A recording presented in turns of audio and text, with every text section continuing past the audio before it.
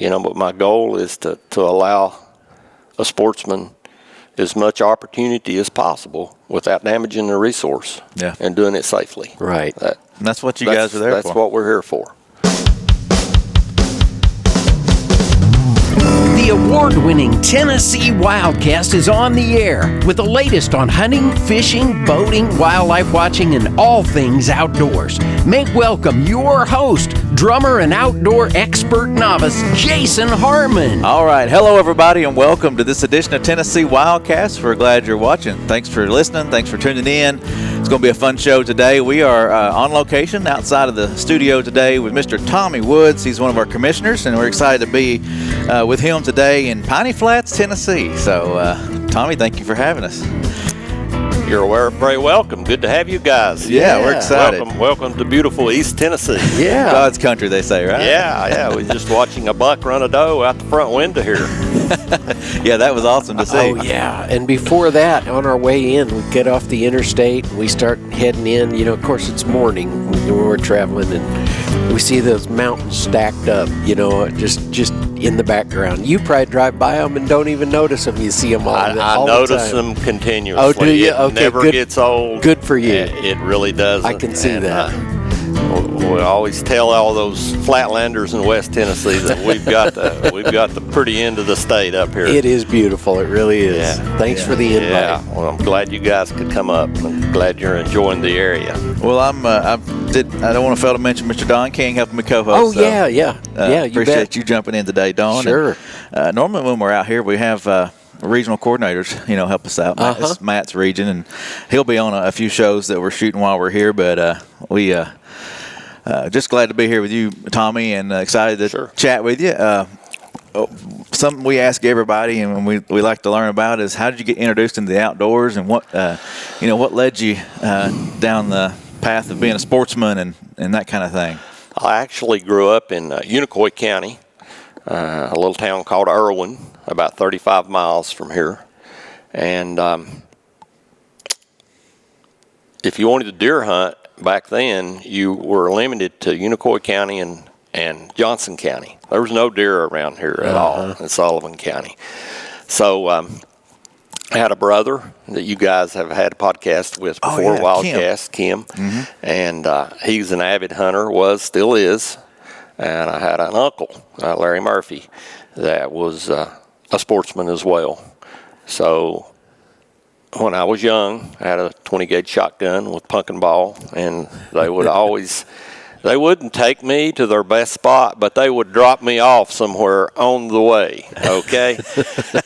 So it was generally, I saw a few deer and I froze to death, but I really enjoyed being outside and enjoyed that time. So that's how it started. Yeah.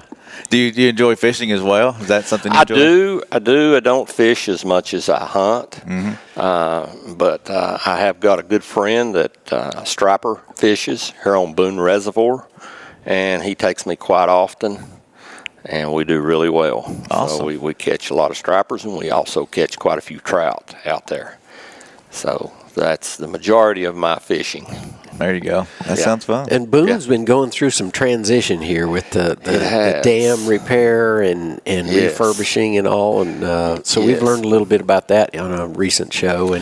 But boy, the expectations from what we hear are just through the roof as far as habitat for fish when those banks get grown up and are covered up again with water. Yes, that is correct. And we got some exciting news a few weeks back, or a month or so ago, that we're going to be having the F1 Florida string bass stocked in 2022. That's when the dam or the reservoir will be back on regular schedule. We hope it's full before then, but they'll not give us a regular schedule to 2022. So that's when I believe we'll have 3 years worth of Florida bass. Okay. And we're really hoping that they'll do what they did in Chickamauga and really help the area, the economy, because we've had a lot of boat docks that struggled, and then some that has water during the low water that's done really well. But hopefully everyone can profit from this. And that's good. And the sportsman will have some bigger fish to catch. Well, we've learned it's no easy deal to do what they've done to that dam to make it stable and all. And man, it's quite an undertaking. Yes, but great to have it behind us once that is finished. Yeah, the agencies worked with the TVA on a lot of projects on that lake, and the TVA has been more than gracious with funds to help with those activities, and they've been a good partner to us, cooperating with boat ramps and that sort of thing that we've partnered with them on. That's great. Yes. Yeah. Of course, you can't make everyone happy. There's always some folks out there that you got the water skiers, and they want all the brush cut, and then of course the fishermen, they don't want any of the brush cut. Yeah, so that's been a compromise that I've been involved with a time or two. So just listening. Yeah. Not a lot we can do about it, but we can listen. Yep. It's we were talking earlier. It's one of the most traffic. There's a lot of traffic on Boone Lake. A lot of skiers, like you said, boaters, fishermen. I think we probably second to Percy Priest outside of Nashville that gets a lot of traffic. But Boone is a popular spot. That's my understandings as well. Obviously, with the lake levels being lower, the summer traffic's not been what it once was. Right. But as far as the fishing goes, it's been just as much, if not more, traffic out there because, the fishers don't like to compete with the water skiers. So there's not a lot of that going on this summer. So it's offered more opportunity for the angler to enjoy the lake, and it has. And in those first couple of years that the water was drawn down, the fishing was really good because obviously they all were in the middle, and so, but it's leveled out now, and we do expect when the reservoir refills that we'll go through that cycle in reverse. The fishing won't be as good for a few years, and then it'll start to really come on strong. Yeah. So can you expand on the economy there in that area? How's it affected the marinas and things like that? Well, again, a lot of the marinas that don't have any water, they just had to shut down. There's nothing they can do. Right. And then the ones that have water, there's maybe 3 or 4 on the lake, they've grown amazing. The growth they've had and the money they've spent to expand their docks and to expand their spots, have restaurants on board, boat rentals, so forth and so on. They've done really, really well, especially with the pandemic and folks wanting to get outside. And those folks have really done well. Yeah. No complaints from them at all. So that's great. Yeah. That's good. I mean, it's been hard on some folks, but others, even with the pandemic involved, that part of it plays another factor in all this. But yes, for sure. So let's jump into being a commissioner. It's a tough job sometimes. And what led you to this? How'd you learn about being a commissioner and you signed on? You said, "I'll do it." Tell us how that all came together. Well, it was, I guess, faith. I have a good friend that was a former commissioner, and he called me up one day, and I said, I'm getting ready to rotate off, and you'd probably make a better commissioner than I am. I'm sure everyone knows who I'm speaking of, and so he put my name in the hat. And I kind of thought, well, I'm just going to let that. If I get a contact, if someone calls me, I'll take the next step. Well, I did. I got a call from Alex. It was over the governor's appointees. Okay. And he asked me a few questions. And just so happened later that day, I have a good friend call, and I was telling him about that. And I said, a gentleman named Alex called me, and he said, well, Alex is my best friend. Well, one thing led to another, and he didn't say he was best friend, but he said Alex and I are really good friends. Good friends, yeah. So I got a call from Alex, and we chatted for a while, and the next call I got was from Governor Lee asking me to serve. All right. So that was actually on my birthday a couple of years ago. Well, happy birthday. Well, that was a good birthday Yeah, present. that was a good birthday. Speaking of birthdays. We got to talk about that. Lest we forget. Let's do it. Today's my wife's birthday.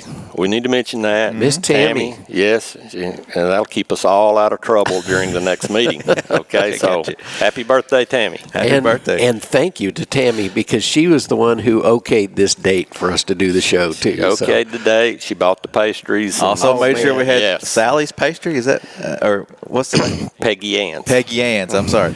Peggy Ann's pastries. They're awesome. Yeah.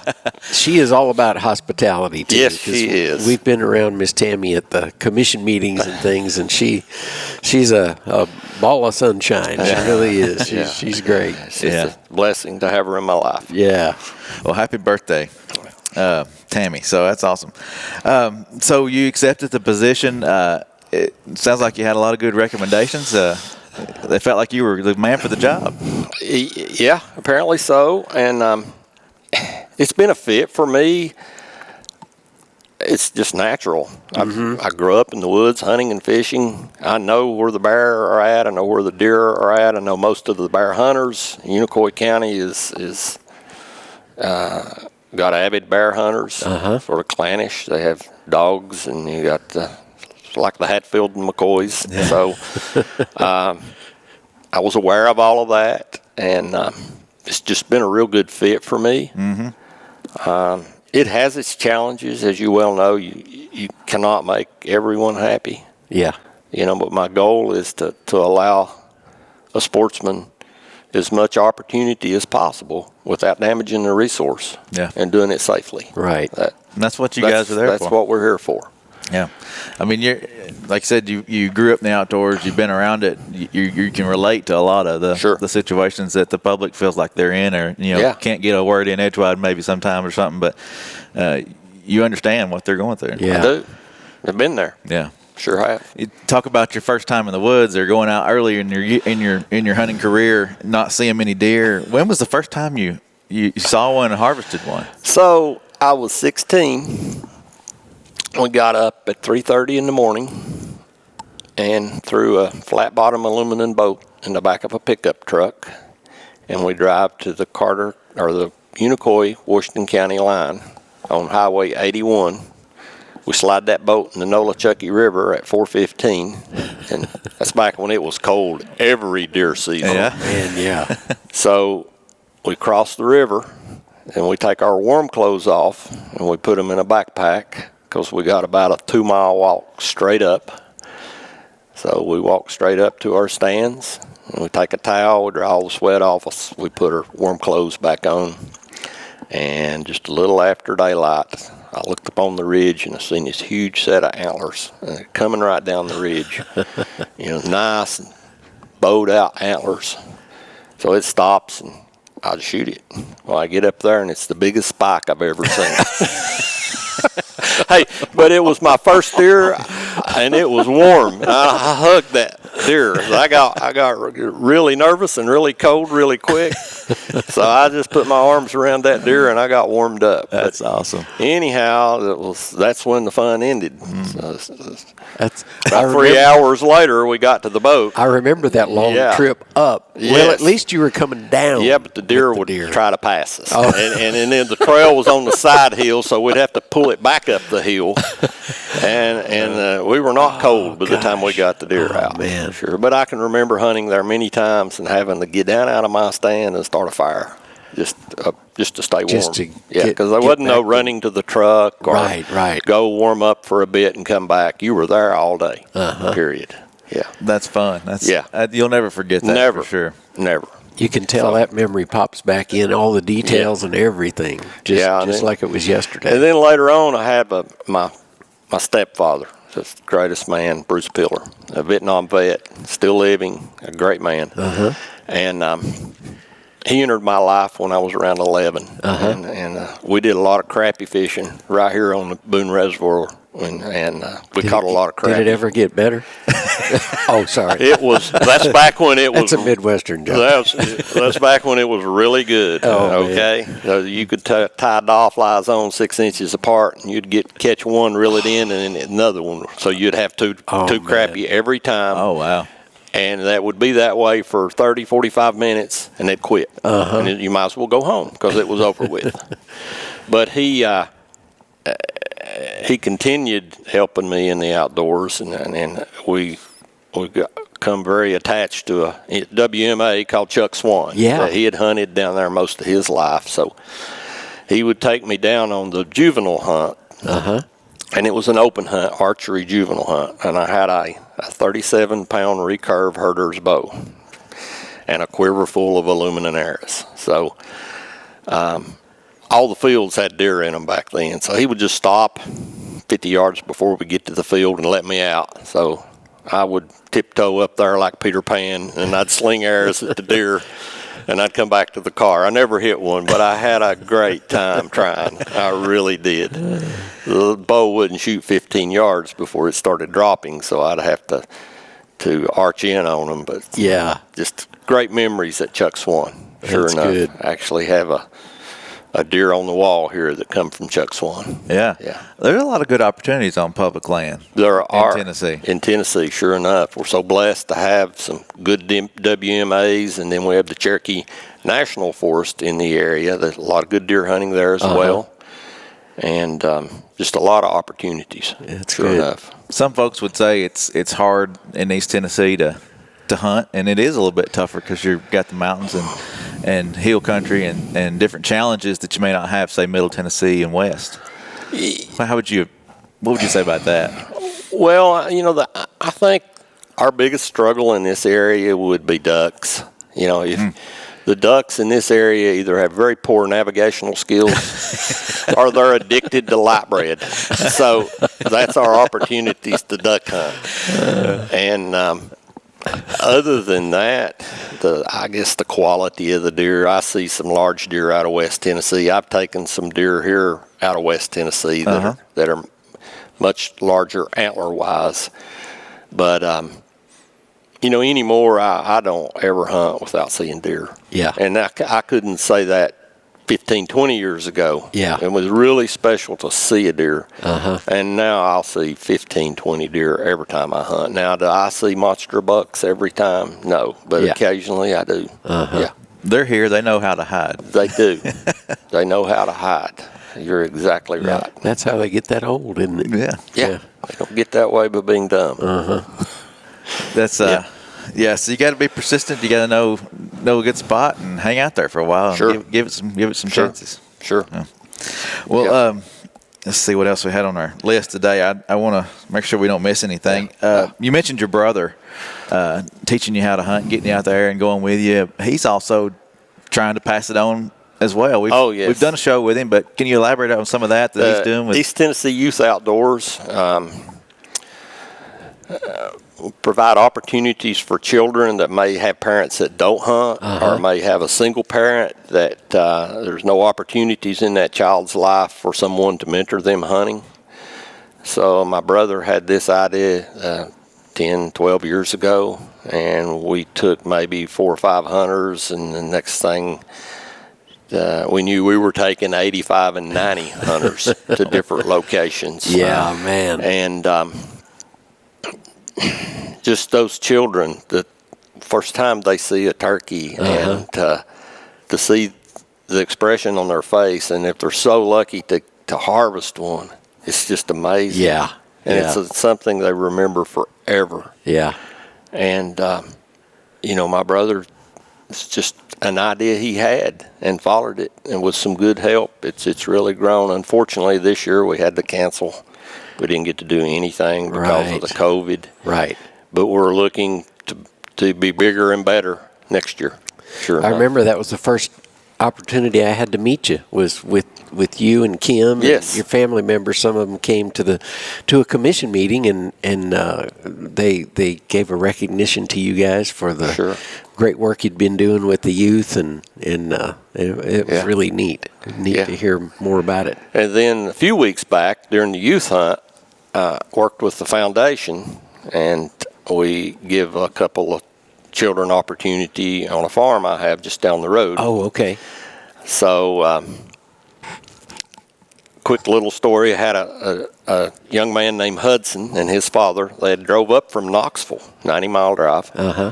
And kid was a genius, a 12-year-old genius. He just spoke like a little man. But anyhow, we were fortunate enough to get him a deer that morning. Oh, neat. And then the other hunter was on my farm. He actually both of them took bucks. All right. Awesome. So it wasn't big bucks. So Hudson wanted to come back. He had 6 siblings, so they wanted more meat. Oh, man. So he wanted to come back that evening and get a doe. Well, they did. And, of course, it's $1 a day in Tennessee. So you know what happens right after we get there. So this huge buck comes out. Oh, man. Hudson, you can't shoot that deer. I know, but I can look at it. So it walked 40 yards to the stand, turned broadside, just pretty as a picture. But teasing. Yeah. But it was a good day. It really was. We had a great time. Oh, that's sure good. Did. That's awesome that you've been able to do at least a little bit like that, pass it on just a little bit because, COVID always puts a damper on a lot of things this year. But yeah, we only had 4 hunters total. That's all we felt comfortable. And 2 of them hunted on my place and 2 on my brother's place. So, but we were all able to get deer. So when you have the 85 or 90 people, how do you spread those guys out? Do you have a lot of friends and family that help out? We're so blessed to have landowners that volunteer their land and people that volunteer their time and to do the guide. And then the National Turkey Federation, they pitch in, they help. The agency helps. They always have someone there doing safety, that meeting the night before. Okay. So it's actually a community and a team effort. And we've had no one ever turn us down. We had a lot of sponsors that return every year. Some, I didn't give enough last year. I'm going to give more because this is a good thing. And as I recall, don't you base some of the activity at the church? We do. The meal is at the church near my brother's house. Yeah, that helps too. Yes, it helps. And they cook the meals and the kids. It is just a Christian-based organization. Yep.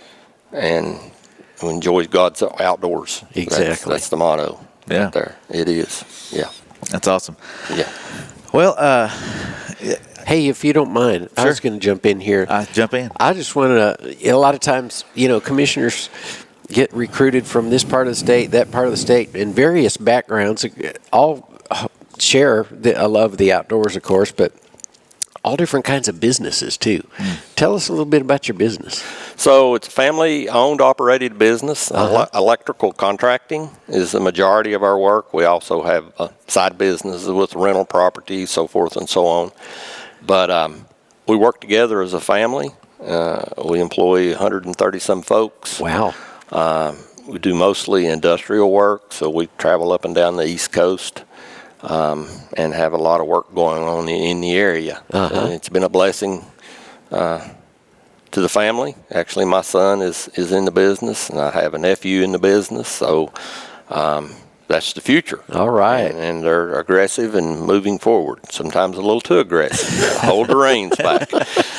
It's like, Dad, you can go on home. I got this. I don't think so, son. Yeah, son, I've been here in a similar situation. Yeah. And, I thought I had it, too. Yeah. And just sit back and learn a little bit, and we'll move forward. But, that's 32 years this year since we started the business. And how'd you get started in that line of work? Oh, that's a long story. Oh, okay. It is, but it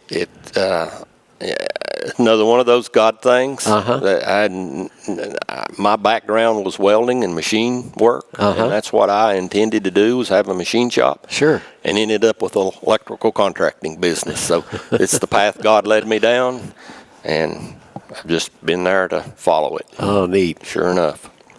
That's cool. So you started the company, along with some of your me, friends. and actually my aunt. She had a crane business. Her and my uncle, Larry, the one that helped me get started in the outdoors. They'd sold their crane business and had a little money they wished to invest, so we went into the electrical business. All right. That's cool. Good. That's good. Yeah. That's a good line of work. Yeah. My papa was an electrician for a long time. If you're going to work with your hands, it's a really good trade. It really is. And a good electrician is a good carpenter, plumber, can do anything. Yeah. Yeah. Well, your family also is into what they call stock car racing. Yeah. Racing cars. Tell us about some of that. That sounds like a blast. So, got my son on a dirt bike when he was 8 or 10, and after a few broken bones, we thought, well, that's not the way we want to go. So we got into the go-kart racing, traveling around the dirt tracks, and moved up to the Legends cars over in Charlotte and run those for a few years, and then on into the stock cars. Uh-huh. It's the lowest level of NASCAR. It's called the Wheeling Series, but it's a full-size car, just like what the Cup boys run. And we run local tracks. There's one in Kingsport, and then we run over at Hickory. And so now I have 2 drivers. I have a son that's always drove, and I have a son-in-law now. And they're pretty so your competitive. daughter recruited you another driver there. Well, yeah. He was like a family member. We've known them since he was around 9. But so my daughter, the Recently married, nursing degree, working in labor and delivery, and she lays the rules down. So the last race that my son and son-in-law were both in together, they ended up coming really together. So, so that was so my daughter laid the law down. So you can race, but not in the same race from now on. Period. Ever. And that's worked out better. Our resources are more focused, so we just do it for a hobby. So it's not like we're into the points battle or trying to win championships. It's just something for the family to do. I think we're past that. I don't think we're. You know how you become a billionaire or millionaire racing? You start with $1 billion.